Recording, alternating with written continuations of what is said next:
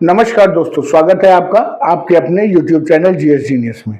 जैसे कि आप स्क्रीन पर देख रहे हैं, Gyanesh Kumar appointed as new CEC. CEC का मतलब है chief election commissioner. Gyanesh Kumar को भारत सरकार ने नए मुख्य चुनाव आयुक्त के रूप में नियुक्त किया है। जैसे ही इनकी नियुक्ति हुई है, इस पर एक विवाद शुरू हो गया है। क्या है पूरा विवाद, क्या है पूरा मसला, कौन है ये ज्ञानेश कुमार, कैसे नियुक्त किए गए हैं, इन सब चीजों को हम अभी डिटेल में देखेंगे। हाल ही में जो इलेक्शन कमिश्नर्स हैं, उनकी नियुक्ति पर नियम भी बदला है। उन सब नियमों को भी हम पूरा मैटर ये डिटेल में इस वीडियो में जानने का प्रयास करेंगे। लेकिन इससे पहले कि हम वीडियो को शुरू करें, आपसे हमारी रिक्वेस्ट है कि हमारे चैनल को सब्सक्राइब कर लीजिए, क्योंकि इसी प्रकार के आपके आसपास इंटरेस्ट की जो खबरें हैं उनको एक छोटे छोटे वीडियो के माध्यम से बताया जाता है, विश्लेषण किया जाता है। ये इस तरह की खबरें परीक्षा उपयोगी भी होती हैं और डायरेक्ट आने वाले समय में जो परीक्षाएं हैं उनके लिए इस प्रकार के जो वीडियो हैं वो अत्यंत उपयोगी होते हैं।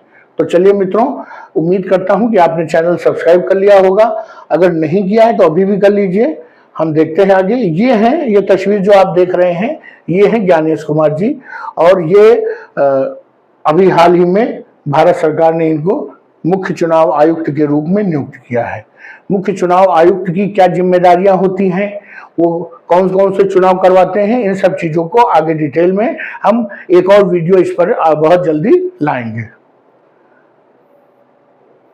जो भारत की जो राष्ट्रपति हैं श्रीमती द्रौपदी मुर्मू जी, उन्होंने सोमवार को 17 फरवरी को ज्ञानेश कुमार को जो है भारत के मुख्य चुनाव आयुक्त के रूप में नियुक्त कर दिया। उनकी फाइल पर ये राष्ट्रपति जी ने साइन कर दिया है। अब अगर किसी परीक्षा में प्रश्न आता है कि भारत के मुख्य चुनाव आयुक्त कौन है, तो आप ज्ञानेश कुमार के ऑप्शन को टिक करेंगे।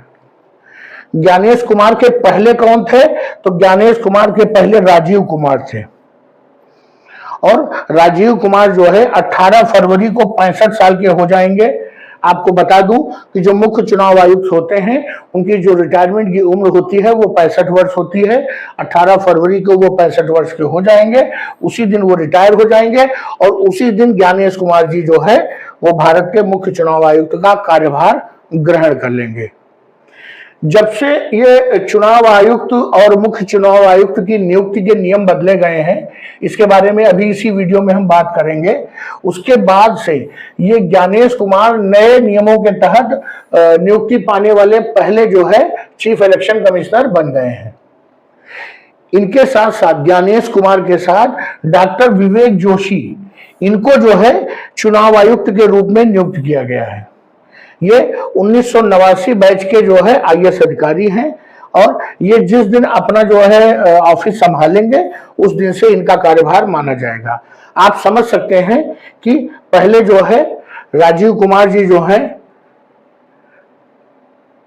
मुख्य चुनाव आयुक्त थे। राजीव कुमार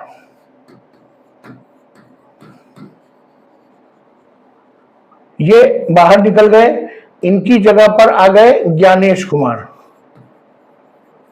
ज्ञानेश कुमार हवा में नहीं आए हैं, ये पहले से चुनाव आयुक्त के पद पे थे। ये चुनाव आयुक्त थे, राजीव कुमार मुख्य चुनाव आयुक्त थे। तो ज्ञानेश कुमार को अब मुख्य चुनाव आयुक्त बना दिया गया है। अब ज्ञानेश कुमार की जो कुर्सी खाली हो गई है, वहां पर डॉक्टर विवेक जोशी को नियुक्त कर दिया गया है। तो इस प्रकार से ये दो नियुक्तियां की गई हैं, डॉक्टर विवेक जोशी को चुनाव आयुक्त के रूप में और ज्ञानेश कुमार को मुख्य चुनाव आयुक्त के रूप में नियुक्त किया गया है। ये जो ज्ञानेश कुमार का नाम फाइनल किया गया है, ये एक सिलेक्शन कमेटी है जिसने इस नाम को जो है फाइनल किया है। इसी सिलेक्शन कमेटी का जो गठन है, इसी पर सारा विवाद और सब कुछ खड़ा हुआ है। इसमें जो कमेटी के अध्यक्ष हैं वो प्रधानमंत्री नरेंद्र मोदी हैं, और जो दो मेंबर हैं इसमें कमेटी में, वो भारत के गृह मंत्री अमित शाह और विपक्ष के नेता राहुल गांधी। अब आप समझ सकते हैं कि इसमें दो लोग सत्ता पक्ष के हैं और एक व्यक्ति जो है विपक्ष का है। चूंकि इनकी यहाँ पर कोई जो बहुमत है वो सत्ता पक्ष के साथ है, तो वास्तव में इनके विरोध करने का और इनके मत न देने का, ज्ञानेश कुमार पर हामी न भरने का कोई मतलब नहीं है। अगर दो लोगों ने ज्ञानेश कुमार के ऊपर मोहर लगा दिया तो अब ये ज्ञानेश कुमार को चाहे रमेश कुमार को चाहे, उसका अब कोई मतलब नहीं है। सारी लड़ाई इसी में शुरू होती है कि विपक्ष को शामिल तो किया गया लेकिन उसको अपंग बनाकर शामिल किया गया। सत्ता पक्ष के दो लोग रखे गए, जो नियुक्ति होगी वो वही होगी जो सत्ता पक्ष चाहेगा। ये ज्ञानेश कुमार है कौन? ये केरला कैडर के आईएएस अधिकारी हैं, 1988 बैच के। और इसके पहले वो जो है ये जो सहकारिता मंत्रालय है वहां से जो है सचिव के पद पर रिटायर हुए हैं। कब रिटायर हुए हैं? पिछले वर्ष जनवरी माह में वो रिटायर हुए थे। और जो ये सहकारिता का मंत्रालय था ये अमित शाह जी के पास है। अमित शाह जी के पास जो केंद्रीय गृह मंत्री होने के साथ साथ जो सहकारिता का जो मंत्रालय है उसका कार्यभार भी अमित शाह जी के पास है। ये मई 2022 से जो है सहकारिता मंत्रालय में सचिव के पद पर नियुक्त थे। और जब गृह मंत्रालय ने अर्थात जो अमित शाह जी ने जो है ये धारा 370 कश्मीर में हटाने के लिए उसका ड्राफ्ट बनाया था 2019 में, उस समय इन्होंने जो ज्ञानेश कुमार जी ने उसमें बहुत बड़ा जो है रोल जो है अदा किया था, बहुत बड़ी भूमिका इनकी थी। धारा 370 हटाने में जो ड्राफ्ट बनाया था उसमें इनकी बहुत बड़ी भूमिका थी और उसी का इनाम इनको मिला और इनको पहले चुनाव आयुक्त बनाया गया और अब जो है मुख्य चुनाव आयुक्त की कुर्सी इनको दे दी गई है। ये जब ये जनवरी में रिटायर हुए थे उसके बाद इनको जो है मार्च में जो है इलेक्शन कमिश्नर बना दिया गया और इनके साथ एक और इलेक्शन कमिश्नर बनाए गए थे, सुखबीर सिंह संधू। तो दो इलेक्शन कमिश्नर मार्च में बनाए गए थे, उसमें एक ज्ञानेश कुमार थे, एक सुखबीर संधू। अब आपके नजर में आप समझ सकते हैं कि इस समय दो नाम तो आप जान गए, डॉक्टर विवेक जोशी और सुखबीर संधू ये इलेक्शन कमिश्नर हैं और ज्ञानेश कुमार जो है वो सीईसी अर्थात चीफ इलेक्शन कमिश्नर है। इन्होंने आईआईटी कानपुर से जो है बीटेक जो है पढ़ाई की है, बीटेक की। इसके अलावा जो सीए है, institute of chartered financial analyst of India, जहां से लोग जो है सीए की डिग्री प्राप्त करते हैं, वहां से इन्होंने बिजनेस फाइनेंस की भी जो है पढ़ाई की है। जैसे इनको सीईसी नियुक्त किया गया वैसे ही जो विपक्ष के नेता राहुल गांधी और पूरी कांग्रेस पार्टी ने जो भारत सरकार अर्थात जो बीजेपी की सरकार है उस पर हमला बोल दिया और कहा कि ये जो नए चुनाव आयुक्त का अपॉइंटमेंट है वो लोकतंत्र के जो आशाओं के अनुरूप नहीं है। उन्होंने कहा कि ये जो नए सीईसी की नियुक्ति है ये भारत के संविधान और लोकतंत्र दोनों की जो है अनादर है, क्योंकि रातों रात उन्होंने जो है ये जो सीईसी का नाम है इसको अनाउंस कर दिया। प्राइम मिनिस्टर की जो समिति है उन्होंने, कहने का तात्पर्य है मैंने आपको बताया था दो लोग सत्ता पक्ष के हैं, एक लोग विपक्ष के हैं। सत्ता पक्ष के लोगों ने डिसाइड किया और नाम अनाउंस कर दिया, राहुल गांधी को पूछा ही नहीं गया। कांग्रेस पार्टी का कहना है कि आधी रात में अपॉइंटमेंट करना सीईसी का ये दिखाता है कि आने वाले दिनों में फ्री एंड फेयर अर्थात स्वतंत्र रूप से जो चुनाव देश में होना बड़ा मुश्किल है। उनका कहना है कि ये जो इलेक्शन कमिश्नर की नियुक्ति हुई है, चीफ इलेक्शन कमिश्नर की, ये अच्छी नहीं हुई है, ये प्रभाव में है सरकार के और ये जो है स्वतंत्र रूप चुनाव नहीं कराएंगे। जो leader of opposition Rahul Gandhi है उनका कहना है कि कम से कम सरकार को 19 फरवरी का तो इंतजार करना ही चाहिए था। क्यों? क्योंकि जो इलेक्शन कमिश्नर की नियुक्ति के लिए जो नियम बदले गए हैं 19 फरवरी को उनकी सुप्रीम कोर्ट में सुनवाई होनी थी और उन्होंने उसके एक दिन पहले ही जो है इसकी नियुक्ति कर दी सीईसी की। गवर्नमेंट ने जो law on the appointment of election commissioner, जो चुनाव आयुक्त और मुख्य चुनाव आयुक्त के जो नियुक्ति होनी है उस पर जो है नियम बदला था। पहले नियम क्या था? पहले नियम था कि पीएम होंगे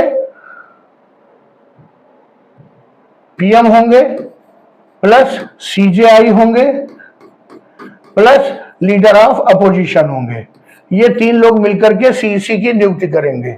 लेकिन जब सरकार ने नियम बनाया तो उन्होंने चेंज कर दिया। उन्होंने कहा पीएम होंगे, जो होम मिनिस्टर होंगे और लीडर ऑफ अपोजिशन होंगे, अर्थात सीजीआई को इस समिति से बाहर कर दिया। उन्होंने जो अपना वो बताया, स्पष्टीकरण दिया, उन्होंने कहा कि जो चीफ जस्टिस ऑफ इंडिया है ये न्यायपालिका का प्रतिनिधित्व करते हैं और न्यायपालिका को जो कार्य जो ये जो एग्जीक्यूटिव जो पोस्ट हैं इन पर जो है नियुक्ति करने का कोई अधिकार नहीं होना चाहिए। अर्थात कहने का तात्पर्य है कि जो ये जो इनका पद है सीईसी का, ये एक प्रकार का एग्जीक्यूटिव पद है, कार्यपालिका जो है उसका पद है और उसमें न्यायपालिका का अनावश्यक हस्तक्षेप नहीं होना चाहिए। इसलिए उन्होंने समिति को ही बदल दिया और सीजीआई की जगह होम मिनिस्टर को अपॉइंट कर दिया कि अब वो जो है इसको चुनेंगे। और इस अमेंडमेंट को जो है कांग्रेस पार्टी ने सुप्रीम कोर्ट में चैलेंज किया था और सौभाग्य से सीजेआई उस समिति में रहेंगे या नहीं रहेंगे ये जो है सुप्रीम कोर्ट ही डिसाइड करेगा। और बुधवार को अर्थात आज के दिन, जिस दिन आप ये वीडियो देख रहे हैं, उस दिन इसकी सुनवाई होनी है।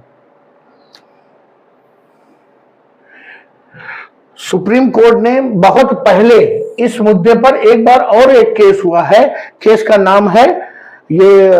नाम है Anoop Barnwal versus union of India और ये पिटीशन फाइल हुई थी मार्च 2023 में। सुप्रीम कोर्ट ने डिसीजन दिया था और किसी बेंच ने नहीं बल्कि इसके लिए कॉन्स्टिट्यूशनल बेंच गठित हुई थी, संवैधानिक पीठ, और उसने स्पष्ट किया था कि जो चीफ इलेक्शन कमिश्नर है और इलेक्शन कमिश्नर्स हैं इनका जो अपॉइंटमेंट है वो एक कमेटी करेगी और उस कमेटी में कौन कौन होगा? उस कमेटी में prime minister of India, leader of opposition और चीफ जस्टिस ऑफ इंडिया।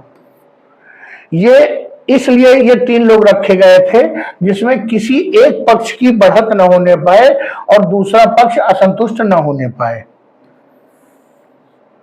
ये जो प्राइम मिनिस्टर हैं ये सत्ता पक्ष को रिप्रेजेंट करेंगे, लीडर ऑफ अपोजिशन विपक्ष को रिप्रेजेंट करेंगे और चीफ जस्टिस है ये भारतीय लोकतंत्र के रक्षक और भारतीय संविधान के रक्षक के रूप में। इन दोनों के बीच में अगर कोई विवाद होगा तो वो सही फैसला समिति में लेने में मदद करेंगे। लेकिन सरकार ने नए नियम बनाया और उसमें चीफ कमिश्नर को हटा करके जो है होम मिनिस्टर को रखा। इसी पर विवाद चल रहा था और इन्हीं विवादों के बीच में चीफ इलेक्शन कमिश्नर की नियुक्ति होती है। स्वाभाविक है कि हफ्ता 2 हफ्ता अब जो है इस बात पर गहमा गर्मी चलती रहेगी और विवाद ये है, लगातार विवाद जो है विपक्ष की ओर से आ रहा है कि भारतीय जनता पार्टी की सरकार जो विभिन्न राज्यों में और केंद्रों में लगातार जीत रही है तो विपक्ष हमेशा कहता है कि ये लोग जो है वोटिंग मशीन में कुछ गड़बड़ी करते हैं और बैलेट से चुनाव कराइए। और जो पिछले इलेक्शन कमिश्नर्स हुए हैं उन्होंने बैलेट से चुनाव कराने से मना किया है। उन्होंने कहा है, बल्कि सुप्रीम कोर्ट ने भी कहा है कि अब 21वीं सदी में हम 19वीं सदी की बातें नहीं कर सकते हैं।